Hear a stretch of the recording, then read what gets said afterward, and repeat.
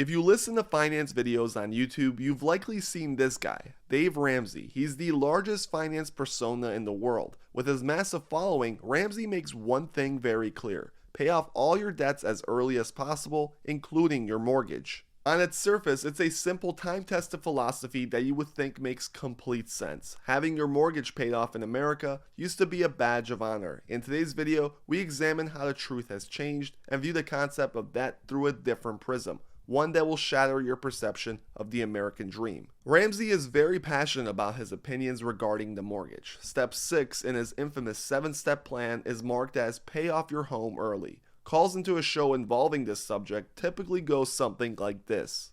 Resistance from friends of mine that I've told this idea to, and they said paying off your mortgage early is stupid. You know, there's much better investments to be made.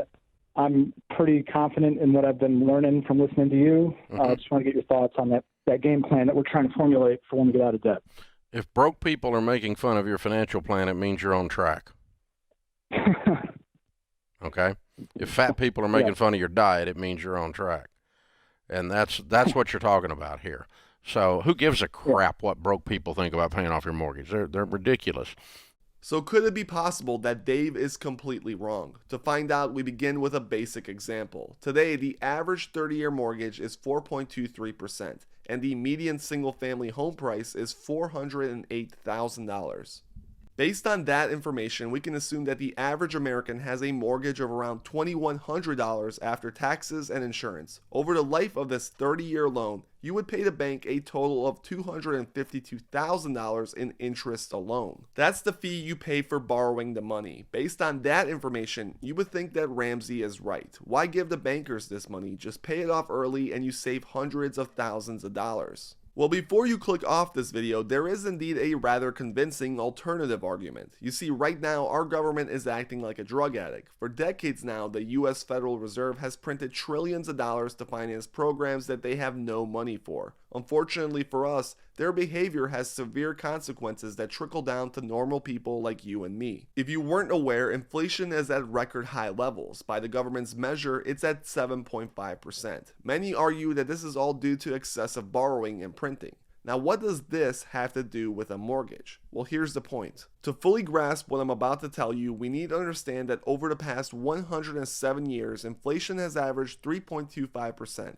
In that same period between 1914 and 2022, it's been as high as 23% and as low as negative 15%. So where am I going with all of this? Well, it turns out that in a high inflation environment, debt from a pure math perspective is a good thing. You see, if wages increase with inflation, which they historically have, and if the borrower already owed money before the inflation occurred, the inflation benefits the borrower. This is because the borrower still owes the same amount of money, but now they have more money in their paycheck to pay off the debt. This results in less interest for the lender if the borrower uses the extra money to pay off their debt early. Here's how it breaks down with the same house and the same interest rate we used in our previous example, except this time let's include the effect of inflation, which 99% of mortgage calculators on the internet do not include. Okay, so $408,000 with a 4.25% interest rate. Now for the average inflation, let's use the 1970 to 2000 period as the baseline. In those 30 years,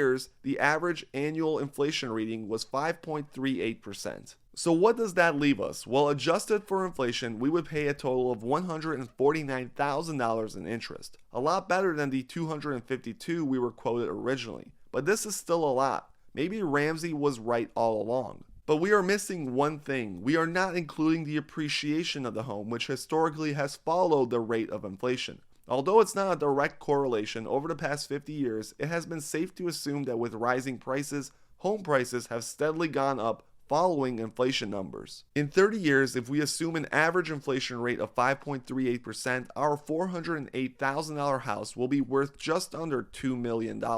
That may sound insane, but keep in mind that people who were buying in the 70s for an average of $25,000 probably would say the same thing when 50 years later their houses are now worth $400,000. Perception changes over time, especially when it's just 5% a year. The compounding effect is profound. Now, if that's the case, math tells us you are much better off holding on to that payoff sum and investing it into something with similar risk.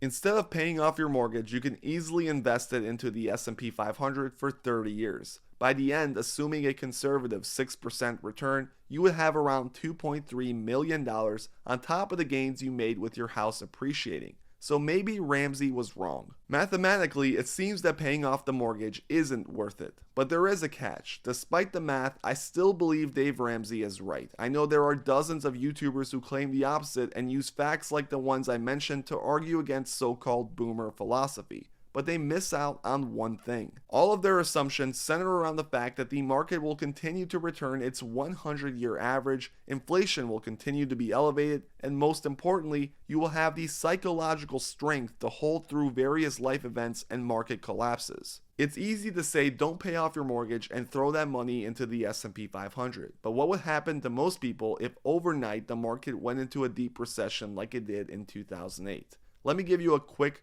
thought experiment. Let's say you don't pay off your mortgage and instead begin investing that lump sum into the S&P. Like I mentioned earlier, towards the end of this 30-year period, you would have around $2.3 million. But what if 25 years in, you're holding $1 million and another 2008 scenario occurs? A 50% drawdown happens overnight and you watch as $500,000 is wiped away. Panic is taking over the market. Do you have the mental strength to hold? Most people cannot answer that question honestly, as they have never been put in that spot. On top of this, various life events could cause you to dip into that money, spending it on a reckless purchase fueled by a potential period of mental instability or pressures outside of your control. Like Ramsey says, no one has ever regretted paying off their mortgage early. It simply doesn't happen, and the psychological boost you get from being completely debt-free could very well allow you to have the freedom to take bigger risks, resulting in more wealth and success. So while yes, mathematically in most scenarios we can forecast that we'd be better off not paying it early, but the psychological element is incredibly important and often overlooked.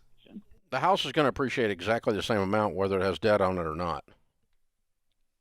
Sure. So you putting the 150 on it doesn't cause more appreciation.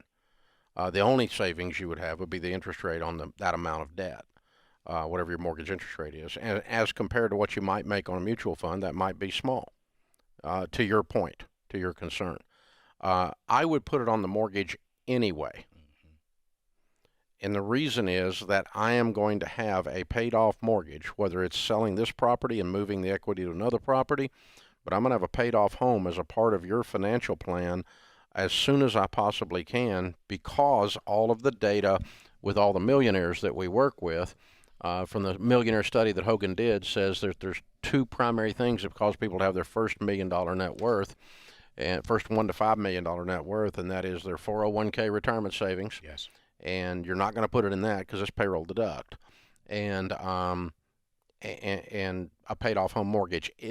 We did not find a single millionaire out of 10,000 of them that we studied that said, I became wealthy because I never paid off my home and I used all of that money to invest. Right. All of them either had their homes paid off or were heading towards having their homes paid off. They never once said, I would never pay off my home because I always want to invest. I believe Ramsey is right at the end of the day. If you disagree, I'd love to hear your thoughts in the comments below. As always, thank you guys for watching. Please make sure you hit that like and subscribe button if you enjoyed.